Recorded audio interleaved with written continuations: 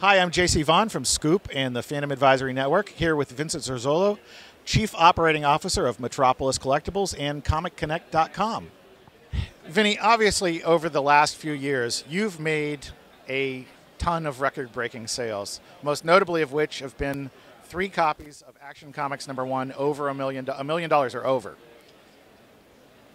Did you ever think you'd get to that point? And second, where do you think the market goes from there? You know, when you ask a question like that, it reminds me of a conversation you and I had probably about 17 years ago. And we were talking on the phone and we kind of brought up the topic of, do we ever think a book will break the 6 figures and go into 7 figures and hit $1 million?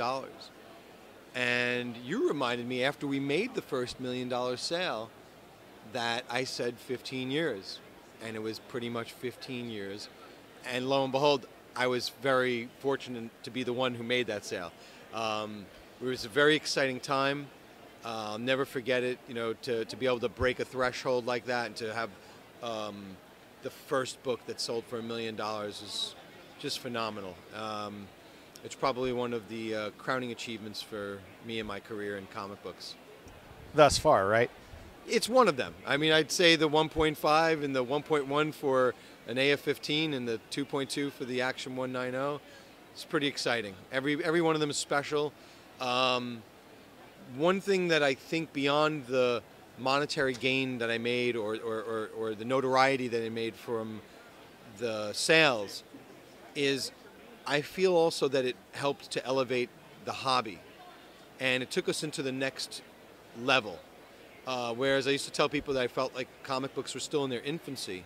After the $1 million sale and the subsequent other multi-million-dollar sales, I felt like we were in our adolescence now.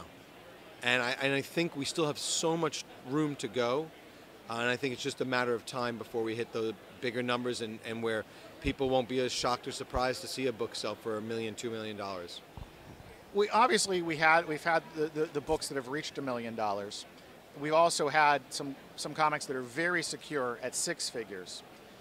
Do you see continued upward movement on other titles reaching that level, or do you think it's sort of stabilized with a handful of titles and it's going to stay that way for a while?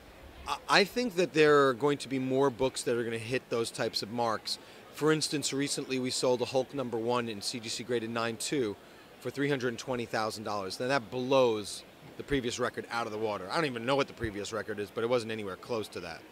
So I guess what I'm trying to say is that we're going to see this happen more and more frequently, and it's going to happen with more and more titles.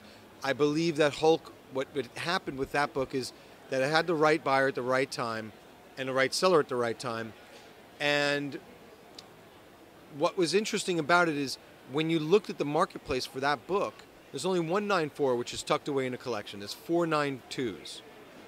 And I think there's about 11 9.0s. But the 4 9.2s, that's a very small number for a Marvel Silver Age key issue.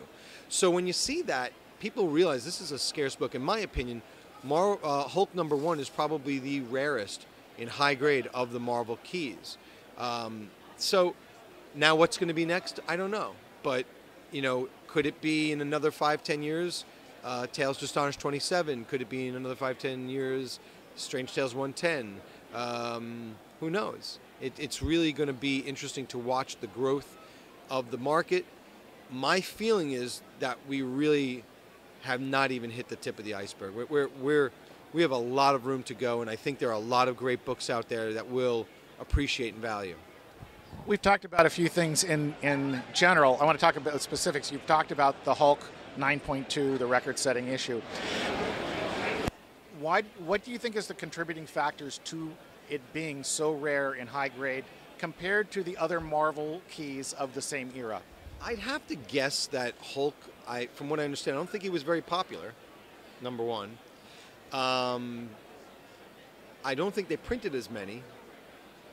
And I'd have to guess those are the reasons. Maybe people didn't hold on to them as much as they did as Spider-Man or Avengers or X-Men or Fantastic Four. I think that it was, it has to have been a smaller print run. And also possibly, I think we could speculate at least, that with the Hulk being canceled after #6, that maybe even people who hung on to the other ones because the series kept going, maybe they just didn't hang on to them for that. That's a great point. That's a great point. You know, you have 1 through 6. Nowadays, I look at that as like, wow, I can collect the whole run in 6 issues. That's fantastic. But I think back then, they go, oh, it got canceled. There's nothing else for me to read. So maybe I don't need these. Maybe I'm throwing them in the garbage. Maybe I'm giving them to a friend. Who knows?